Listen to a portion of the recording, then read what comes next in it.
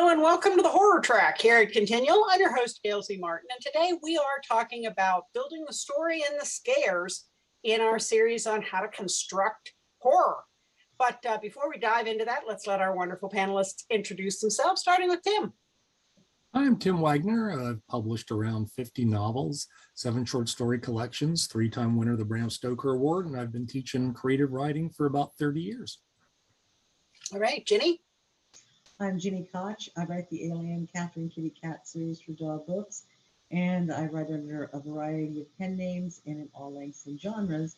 And as J.C. Koch, I write horror. Rachel.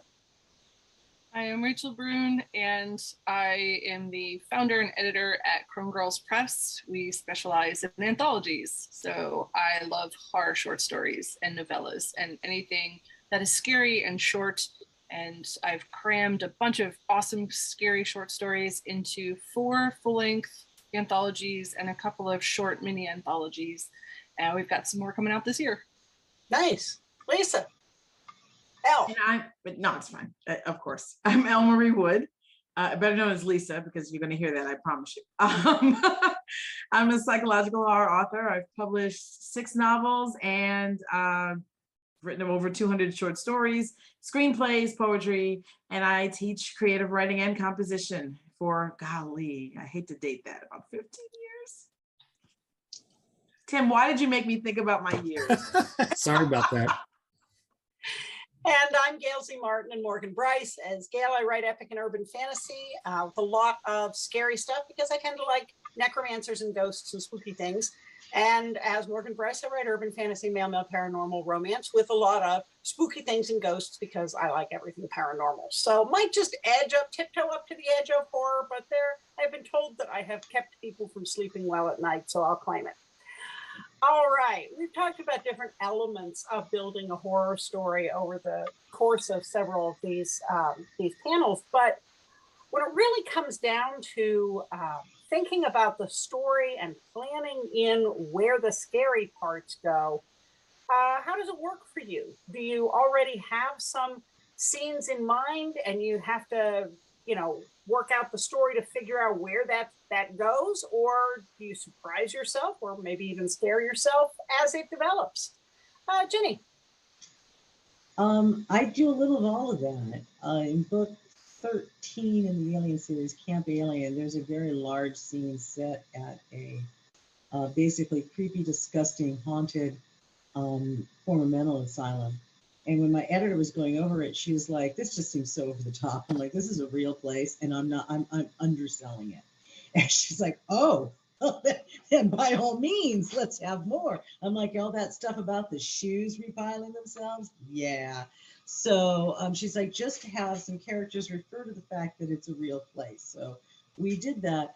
And I, like I like to say, Stephen King's the most scared man in America. Many things frighten me.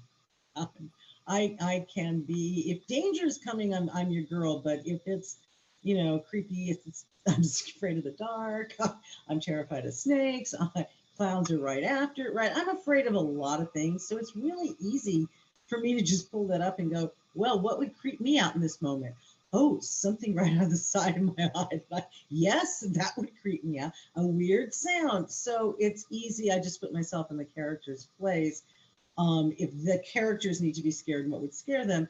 And then in a lot of my horror, I'm writing it from the monster's viewpoint. So it's usually more the human reaction to the monster, or the monster's realization that it's a way better creature than the humans, that I think causes the scare. But I like Elle, I like to do more psychological. So there's, creepy chittering and all this other stuff, and everybody else is acting really normal. And your POV character is like, what's going on? What are you talking about? I like stuff like that. So. Okay. Rachel. So for me, as a reader, horror is building suspense, and it is instigating fear and getting that adrenaline going with unanswered questions. Because a lot of times our fear is unanswered questions. If we know what something is in the dark, it's not as scary. Mm-hmm. If it's one of the most unnerving experiences I've had was stepping with my barefoot on something that moved. And it was still gross. You know, it turned out it was a North Carolina cockroach. That was gross. But at the same time, in that split second of, oh my God, what is this? It's moving. That was worse than when I turned on the light. I was like, okay, that's gross and I don't like it, but now I know what it is. So for me, fear and horror is when the author's raising these questions and pushing the story forward, and I'm reading because I absolutely have to know what that is. And sometimes the best stories don't answer that question. Well, and to be fair, for those who may not be acquainted with exactly what a North Carolina or a Southern cockroach is, they're pretty darn big.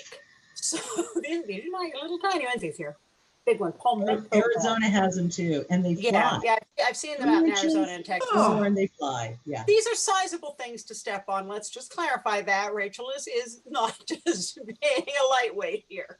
I didn't need to hear about them flying. I'm just telling you. I didn't need to hear that. They used to get into my house in Phoenix. They'd get in the house. And it was always late at night when I was up writing and everybody else was asleep. And so one of the cats would work with me and I'd bang, we had 2 skylights and that's inevitably where they go, right? So I'd have to get a broom and I'd bang it down and then the cat would kill it. Oh. It was teamwork and it worked well because she knew mommy wants that thing dead. Right? Yeah. So my cats don't help me like that. They play with it and look at it and I'm like, kill it! What's your problem? What are you doing? Yeah, I'm staring through the house holding the cat up going, what's your problem? Smack it. Al, how about you? Oh, you said me? I'm sorry. You traumatized me. I'm stuck on the flying. I'm like, oh, I can't even. Barely remember the question. I've got the flying cockroach in my head. I think I do a mix of all of it. I think sometimes the scare is the thing that makes me want to write the story. So I have this really cool idea for the spooky thing. And I'm like, I got to put it somewhere. So I come up with a story. But often I really like to be, as a pantser, I really, really like to be surprised, you know, and I always frighten myself, of course. I mean, I think horror authors we're just a chicken lot. That's it. We just, because the best horror is the stuff that actually gets a reaction, right? You can talk all day about, I don't know, Ferris wheels, and they don't frighten me. They don't frighten a lot of people. Some people, yes, but not most. And so that's not going to get any sort of reaction. But if I talk about the things that do frighten me, I can actually pour a little more passion into the piece. And it's frightening. It's terrifying for me. And so the hope is that it's terrifying for somebody else. But yeah, I think it's always a combination. But I think from a pantser's perspective, definitely there's this surprise myself moment. So the story sort of fleshes itself out. And then I've got this scary thing happening. And then I'm sitting there sort of writing what I'm envisioning at the moment. And it's invigorating, but it's creepy at the same time. I don't know. I have been on some pretty darn terrifying Ferris wheels at rickety county fairs that might not have been properly maintained. So I'm reserving judgment on that. That's a good idea. Good point. Rattle when they go around. You're going, did I make a wise life choice by getting on this? My husband doesn't even care if it's rickety. It could be the nicest looking Ferris wheel, but he is using a lot of courage to go in it. He's afraid of heights. Story idea, folks. Take it. Yeah. Ferris wheels. Yeah. We've got a creepy carnival open submission. I was just going to say, Rachel, we all want in on the creepy carnival. We all want in on the creepy carnival anthology that's coming out of this, because I find everything about a carnival to be creepy. Ooh. Yeah, my husband hates Ferris wheels too. Even the big enclosed pod ones like the Eye in London. Yeah. No, too high. That's not going to fly. I think for me, layering in the scares is kind of a combination, because some of the things I know will be atmospheric and enhance it. When you're the one setting up the haunted house and you're placing the fog machine and you're putting the glow in the dark, creepy marks on the walls, you know where the scares are, you know where the jump scares are. So it's not as scary. But when you turn out the light and you walk through it, you can appreciate your handiwork and go, okay, that's effective.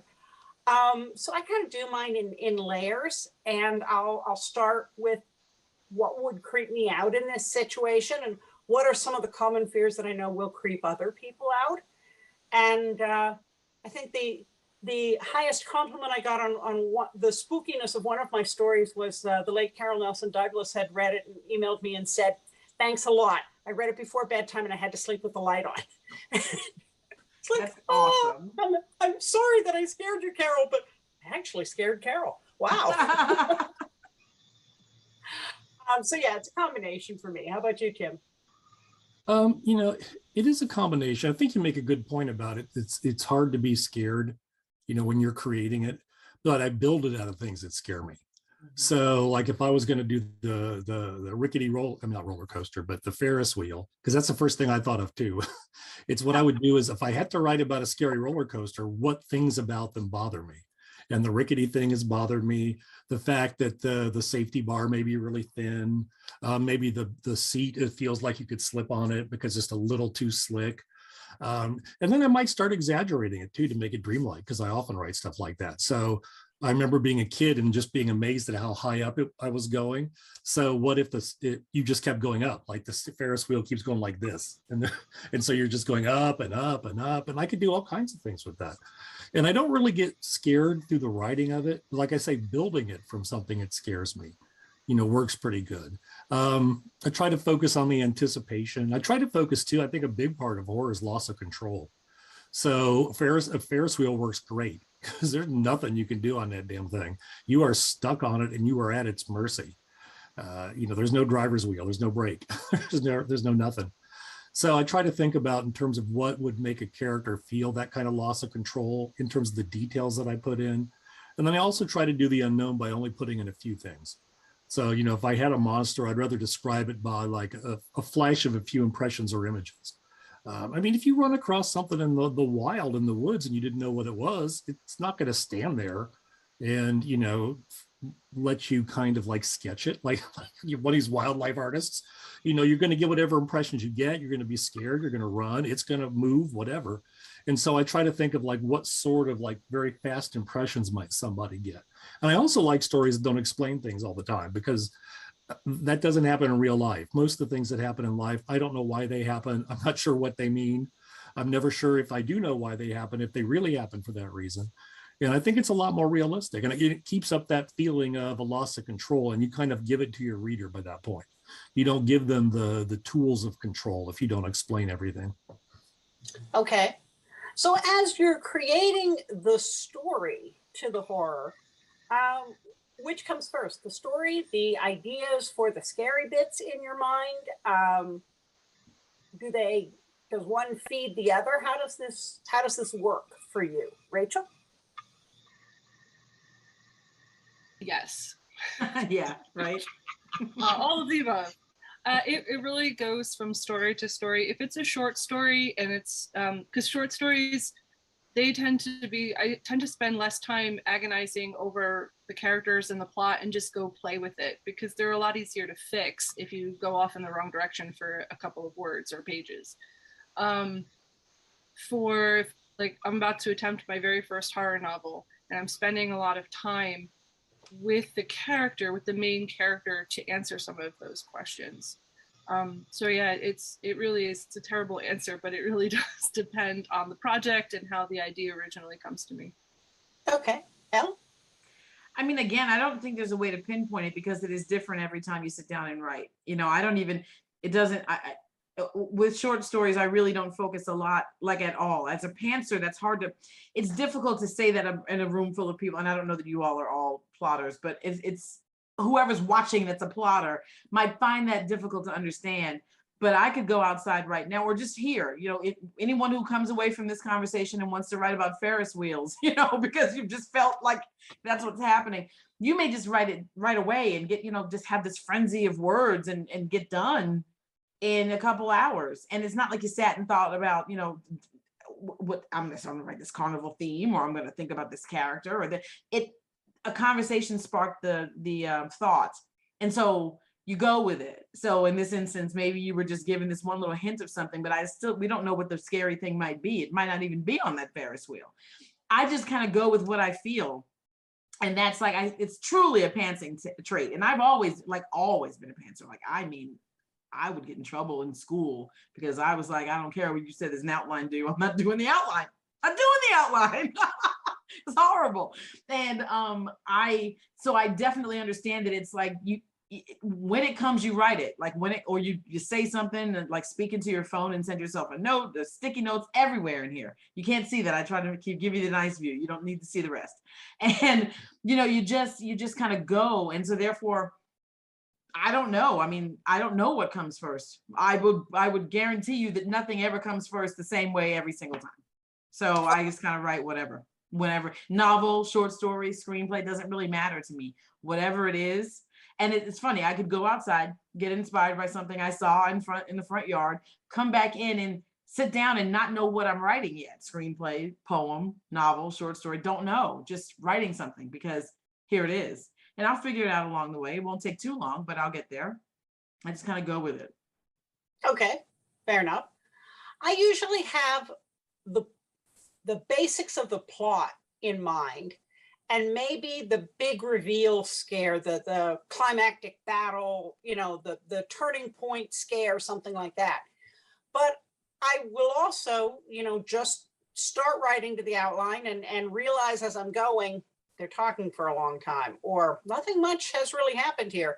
And I'll put notes into myself. And I'm reminded of that, I think, Raymond Chandler quote that if all else fails, have somebody run into the room with a gun. So I'll leave myself notes here like, need something ghostly here. Got to kill someone here. And that usually ups the action quotient and gets away from just people having long conversations over coffee. Or I'll go back and read what I thought was a scary scene and go, I must have been tired. That's not scary at all. Let's go back and put in some stuff here because this is really sleepy. Let's fix this. So it kind of depends. How about you, Tim? Often when I'm working on whether it's a short story or novel, I'll go to the Notepad app on my phone and go through all the stuff I've written down. A lot of times I'll just write down weird images. Sometimes they're thoughts. Sometimes they're like things I hear, a phrase that I think is just interesting. Sometimes it's just something weird that I see. And I'll pull that out, and then I'll go ahead and I'll look for some other item on there that it's not that weird or scary, that doesn't relate to it. And then I try to pick some kind of emotional core to put in there. And then I try to kind of weave these things together so they make sense. And at that point, if it's a short story, I may or may not outline it because it's short. A novel, I usually outline to a certain degree, even if I never look at the outline again when I write it, just so I have a sense of where I'm going. And along the way, I've written so many, I've been a horror fan all my life, so I like breathe the rhythms of a horror story. So I don't really have a whole lot of problem moving in. It's like, okay, time to scare this part up and time to scare that part up. And I'm always thinking about where can I make something more suspenseful? Where can I have there be more conflict? And if necessary, I'll do the same thing like you were talking about, where I'll say, put this in later and I'll come back to it and do that. But overall, it seems to work pretty good. Although I do find like short stories, my brain kind of cramps working on them because it's like, I would like to do more. I'm like, I need a bigger canvas. And I feel like I'm sometimes, painting on like a little postage stamp size canvas. But it all seems to work out in the end, I guess, just like Lisa was talking about.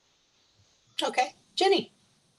Lisa and I were separated at birth. I was just like, I have nothing to add to that because that is exactly what it's like. I don't start. I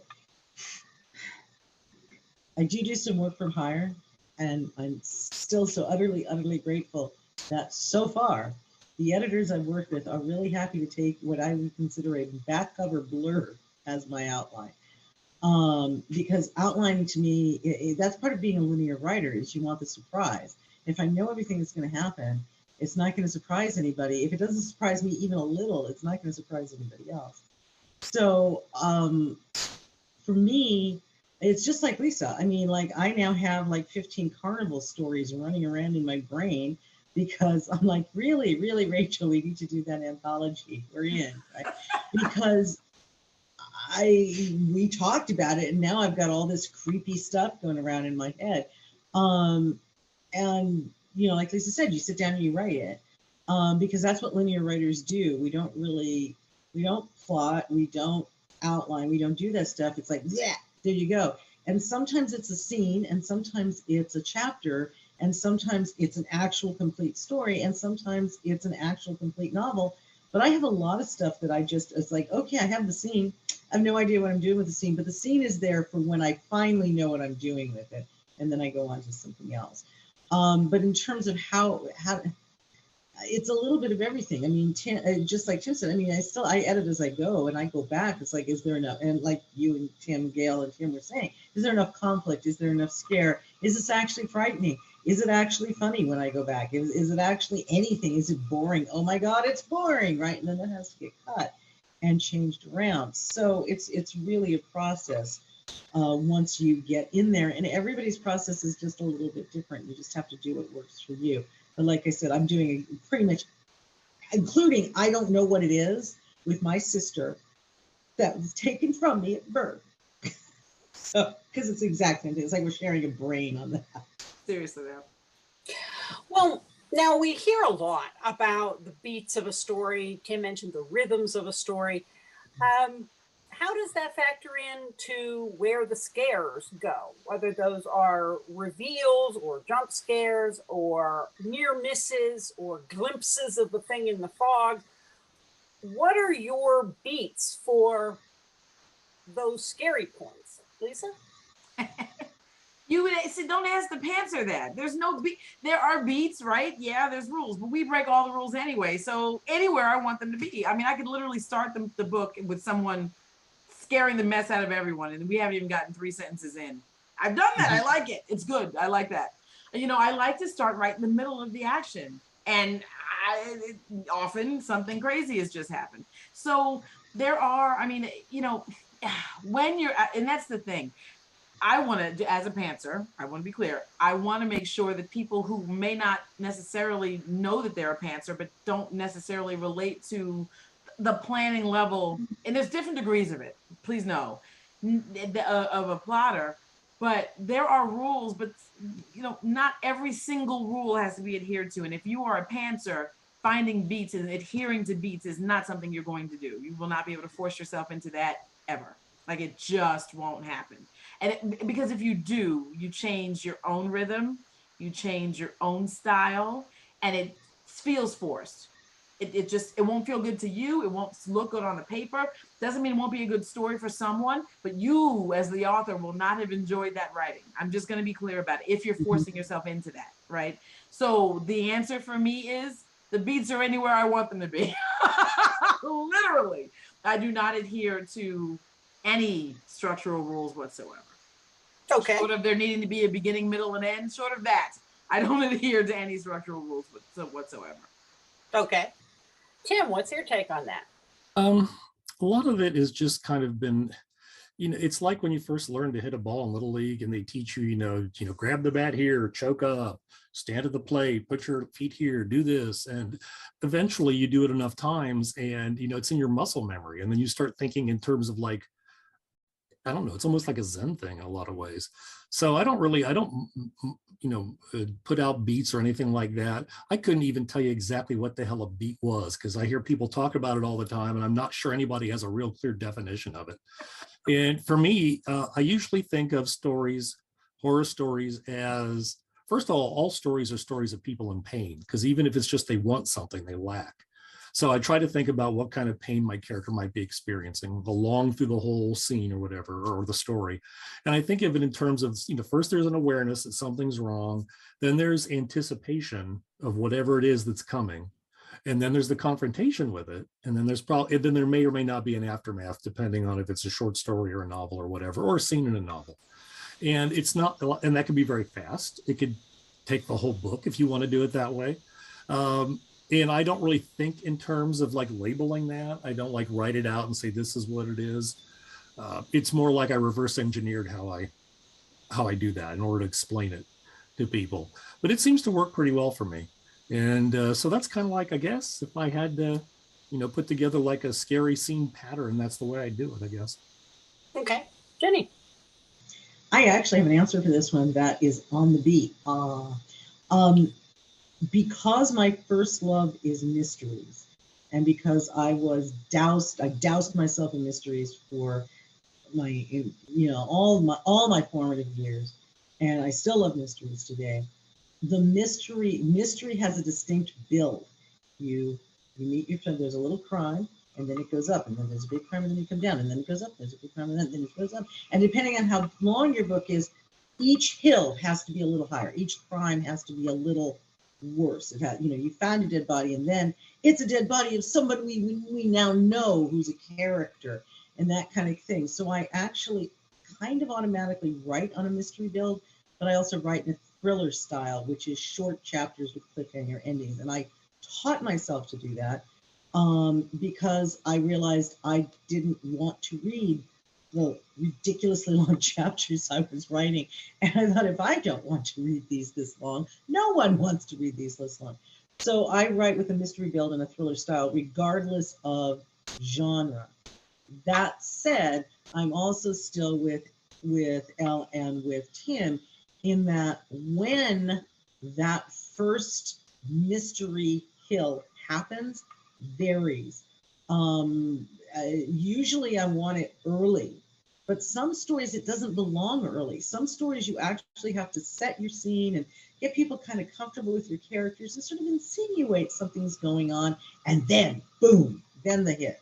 But I like the ever ratcheting hill up, and then you have your last hill is your penultimate moment, and then there's the denouement slide down where Poirot or whoever is explaining to everybody in the drawing room what actually happened, and then you have your coda at the end of everybody how they're happily living after.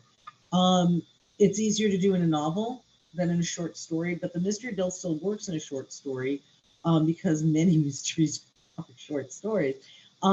So I just like to keep it. You may not have as many hills in a short story. You may only get like 2, right? You've got your first crime and then some clues and then your bigger crime and then you figure it out. So I like that build, and it's a build for somebody aspiring who's like, I don't know what I do and I don't know what I write. I really recommend doing a little study on a mystery build, because that, whether it's comfortable for you or not, that is exactly what Lisa said. If it feels like you're shoehorning yourself in, that's different. For me, it's very comfortable because I grew up with it. But I think a mystery build is a really great foundation for you to start with, especially if you're not really sure what you're doing. Okay. Rachel, how do you do it? So as I'm sitting here and I'm listening to everybody, I'm realizing maybe I am a little bit more of a plotter than I realized, because I really do spend a lot of time writing in my head. And then when I sit down to write, even a short story even if it starts out on the page as this idea, eventually as I write, I'm going to be adding things to it. And if I'm stuck, I have to walk away. I can't write my way through being stuck. I go away, I start working it through my head, and then eventually I come back with the idea that I need to get through that stuck part. And so for me, I'm very, very comfortable with things like your inciting incident, the middle, here we go. I'm like, I like to take those and take a look at, okay, how am I going to push my characters? Because I'm very nice and I won't push them if I don't have to. So I remind myself, no, you have to push your characters, especially since it's horror. They don't really get a break. And when I'm reading horror, I'm not really thinking beats. I'm thinking it's more like waves, right? It's more like if you're surfing a wave, or if you're riding up a pretty hilly hill. You've got the uphill or the downhill, wherever you're going, and it evens out for a little bit, and then you've got some more hill. And a good horror story will push you through those places. And I think it goes back to a little bit of what I was saying about those unanswered questions. We are, like you said, that the sketch, you're not going to see a whole Bigfoot, right? He's not just going to sit there and be like, yeah, sure, take my picture. But you may see some, a dead animal in the woods that something was feasting on. Or you may wake up from a dream and there's footprints around you in the woods. And all of that will push forward because I'm going to keep reading. I want to know what the heck is out there in the woods. Thank you, Stephen King, the girl who loved Tom Gordon. that book is basically this girl walking through the woods, and I couldn't put it down because I needed to know what the heck else was in the woods with her, and if she was going to get out, and what was going to happen at the end. Like, there's no way you're going to put that book down. And like, again, it's literally one character, but again, you're pushing. Beats, yes. There's the inciting incident where she goes off and suddenly she's lost. And then you have the middle part as things slowly get worse and worse. And then, of course, you have the climax and the denouement. So, yeah, you could go through and you could analyze that story and find beats in it. And you could use those beats in your own writing. And especially for beginner writers, for newer writers like myself, I say, yeah, go and do that. But understand that when you put them all together, there's those waves and those questions that are pushing you through the narrative, not letting you rest until you get to the end. Okay. So what is the scariest thing you've ever read and the scariest thing you've ever written? Tim? Oh man, you had to start with me. Probably the scariest thing I ever read was in Salem's Lot. I was in 7th grade when it came out, and I never read anything like it. You know, the intensity of it might not seem that way to people who read it today, but back then it sure was. And it was, I think, when the character Ben Mears remembers being a kid going into the Marsden house, and he knows that Hubie Marston has hung himself there, and he imagines that he sees him there. Just the way that was described, I thought that was so scary. And probably on a parallel with that is also like in the Stand, where people have to go through the tunnel. I forget which one it is in New York, but it's full of bodies and it's full of cars jammed in there, and there's nothing in it. There's nothing to be afraid of, but it's so terrifying the way it was written. In terms of the scariest scene I ever wrote, I don't honestly, I don't know. I don't think of my stuff as scary like that. Usually the hardest stuff that I write is because I often build my short stories, especially from real parts of my life. And so reliving like anything that might be emotionally difficult, or if I lived through it was scary at the time, those things always scare me. I just don't think back to them and say, oh, this was the story, where I did something that scared me the most. Sometimes the scariest thing for me is to reveal something, about myself, even if people are never going to know that it's from deep inside myself, or maybe from a place of shame or guilt or whatever. So I guess it's more like a type of thing I write that scares me probably than a specific scene. Okay. Jenny? I'm a great big grown-up girl. I'm going to join the Stephen King train. His long fiction doesn't actually work for me at all, but his short fiction, oh my dear God.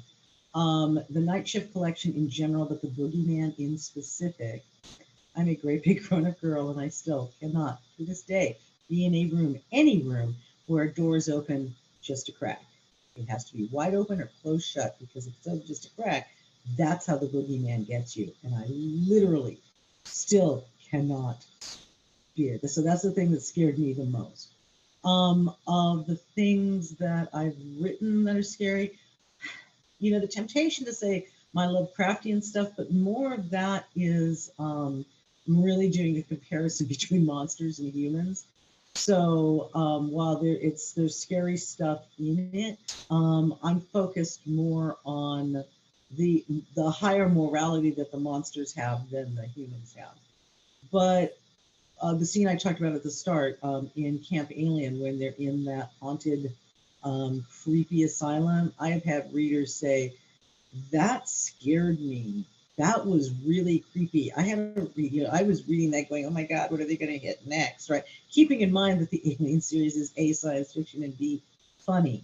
But that place is creepy, and I had that side up. That place is legitimately horrific. And so writing all the stuff about it was reasonably easy, but my characters are just completely, they have to get through it. People are being held captive here that they have to find and rescue. It's just, there's just a lot of on that.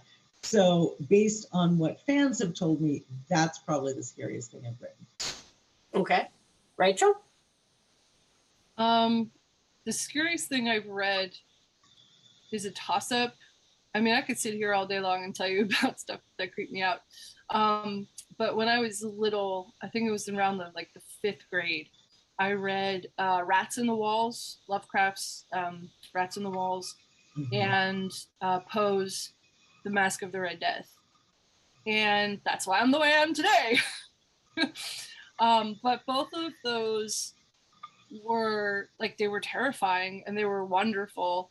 And then I read, then I went on to reread Bradbury's stories, The Veldt, which just gets scarier and scarier as I get older.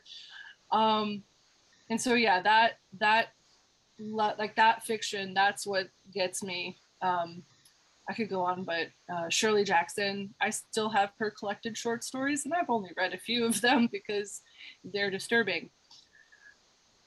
As far as stuff that I've written, again, I'm on the same boat as I wrote it to be scary, but I'm never really sure if it is, because when I read horror, I nowadays don't really get scared by it. I get an adrenaline rush or I get an emotional reaction, but that emotional reaction isn't always fear. In fact, it's mostly not fear. I just read it because to me, horror takes a lot of risks that you don't find in other genres. And so I don't really have something I can point to and be like, yeah, this is the most super creepy thing that I've ever written. But I do have strong emotional reactions from readers to my short stories. But yeah, that's, stop there. Let me stop there before I go blah, blah, blah. And Lisa. Well, so the scariest thing that I've ever read, and remember, guys, I'm a psychological horror author, so it's not going to be it's going to be, well, I'll say it. So, Beloved by Toni Morrison. It's scary on a lot of levels, but the scene where we find why she killed one child and was trying to kill the others. And when you're trying to just deal with the fact of why she was doing this. And as a mom, I was like, yeah, I totally get it. Right. And I say that, so that means you should read it. If you look at me and go, oh, no, read it, you'll see what I mean. Right. But then the description of her trying to kill the other ones tore me apart. Because I fully understood what she was doing. I just don't know that I could do it, but damn me if I don't do it. And I felt like, wow, this is the scariest thing. And it wasn't the fear of, oh Lord, this mother's killed a child, or it wasn't the fear of, of course there are creepy moments when, Beloved, I don't want to give it all away, but for people who do want to read it, but there's creepy moments where you have your traditional ghost scare. And there's creepy moments, when you're dealing with murder. And it was relatively brutal because of just the moment that we had, in the book to do this thing. But the fact that, I know what pain she felt when she didn't actually succeed in killing those other ones. And that's terrifying because I would hate to be put in that position.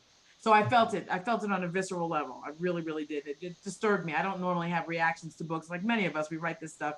It takes a lot to scare me, but I was sitting there like, my gosh. So that's that one.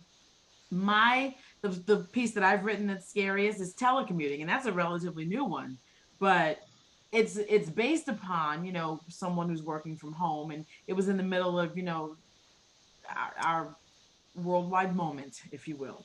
And but the working from home aspect could be outside of the worldwide moment. It really literally could be done at any time.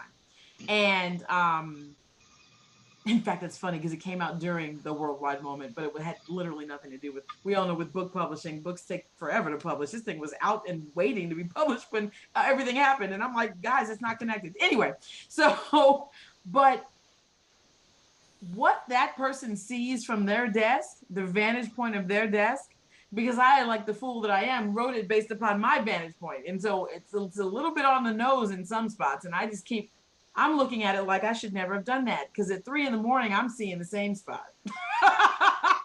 And it's terrifying. But the good thing is I've given it, I obviously have beta readers beforehand. I'm like, what do you think? And that point comes up to them as well. And they don't know my vantage point. So I'm like, okay, at least it's not just me scaring myself. It's actually a good scene. But yikes, man, I can identify that a little bit too easily. And it scares me every time I even think about. I don't read that when I'm doing readings because I'm just like, not that hard, no. for me, the one that still sticks in my mind is the scariest thing I read. And part of it, of course, is the age that I read it. But I had gotten the book Jane Emily by Patricia Clapp in my Scholastic Book Fair box. And the crux of it is a willful, spoiled girl whose spirit goes into a garden gazing ball and causes all kinds of problems for the people that were left behind. And I have always given gazing balls a side eye since reading that book.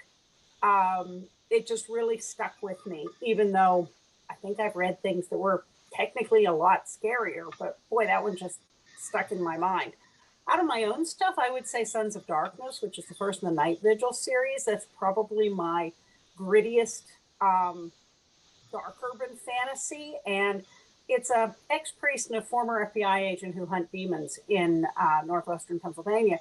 And the particular set of demons that they're running into in this case are grief demons that manifest and take advantage of the different emotions in the 5 stages of grief. And so you have somebody who absolutely refuses to accept that their spouse is dead, although the decomposing body is in their recliner. They're still bringing the meals, and certainly they don't see them. They are completely oblivious to it because of the influence. And we're all, if you've gone through the 5 stages of grief for significant loss, that's not too far off the mark in some ways. And so I was playing with a lot of different things when I wrote that, and that one's, I think, the scariest that I've written and has some of the most horrific elements. Tim, I think I started this question with you, right? Yes. Or no? Okay. Yes, you did. Well, that means I start with Ginny on the final thing, which is we have blown through our time, so please let us know where we can find you. And if you have something recent, upcoming, or out now, let us know. Okay, you can find me at www.ginikoch.com. I am on Facebook, and I have several different author pages on Facebook as well. I'm on Twitter. I am on Pinterest. It looks like I'm on Instagram. I'm not. Someone's swearing that they're going to drag me on, though. So, watch that space. But don't send me any messages until. And the next release I have upcoming is an anthology. I'm in Predator Eyes of the Demon, speaking of scary. But that keeps getting shoved back. And now, which is kind of nice, there's a new Predator movie coming out, releasing on Hulu. And the anthology is going to drop right around the same time that comes out. So now I think it's November. I'm not sure, but it's coming. I swear, and you can pre-order it, and please do. Okay, Rachel.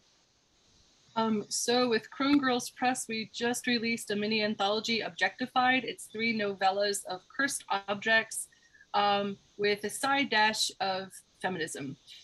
So we take on a couple of different topics and themes. In that one, the authors are terrific, if I do say so myself. You can get that on Amazon, Kindle Unlimited. And then I just released The Amazing Stories of Detective Boudreaux and Sergeant Woodson, which is 3 steampunk novellas.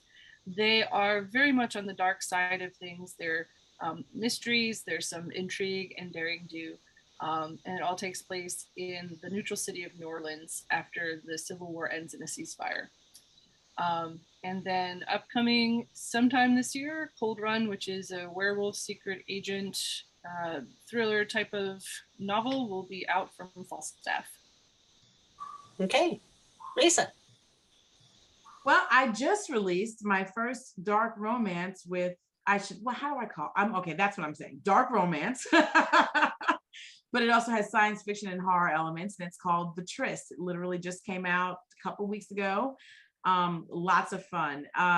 You can find me at www.elmariewood.com, and you'll find out about all these things I'm about to mention. But I have a project coming out with Falstaff soon in the summer. It'll be kind of neat. It's a novella and a short story collection that is traditional horror, which is not my usual. Like I said, psychological horror is me, and this one is a little different for me, but it's a lot of fun. And in October, the 3rd book in the trilogy, The Realm, is coming out, and that'll be mid-October. Hopefully And hopefully the pre-order will go up in the summer. I'm kind of excited about that, but I'm sort of sad at the same time because that's the last book in the trilogy. And I'm like, I didn't even know I wanted to write a series. And now that I have, I'm like, it can't be over. Like I keep trying to figure out how to make another one, but whatever, it's not happening. Third book in the trilogy comes out in October. And that's going to be fun. So yeah, elmariewood.com. You'll find all the stuff. Facebook, it's also Elmarie Wood. And on Twitter, it's elmariewood1. Very good. I'm pretty easy to find online, gailzmartin.com, morganbryce.com. I'm on Facebook, Twitter, Pinterest, TikTok, Instagram, YouTube. Just search on the names, spell them right, and you'll find me. The new book is an anthology from Fantastic Books called 3 Time Travelers, and each story has 3 time travelers who come together to do something. And mine were Edgar Casey, Harry Houdini, and Margaret Fox of the Fox sisters, who need to steal a painting to change the course of history. So that was a really fun, prompted anthology. And we also will have a new Spell, Salt, and Steel book, House of Cards, coming from Falstaff Books. I just don't have a due date yet. So lots coming up. Of course, the place you can find me the most is here in ConTinual. How about you, Tim? Well, timwagner.com is the best place to go because it has links to everything. My follow-up to my How to Write Horror book, Writing in the Dark, the Writing in the Dark workbook came out last week. And in July, I have a ghost apocalypse novel called We Will Rise coming out from Flame Tree Press. Very nice. Well, folks, thank you so much. As always, you've been wonderful, wonderful panelists. And thanks to all of you for watching and listening. There'll be more horror coming up here on ConTinual. So we'll see you online.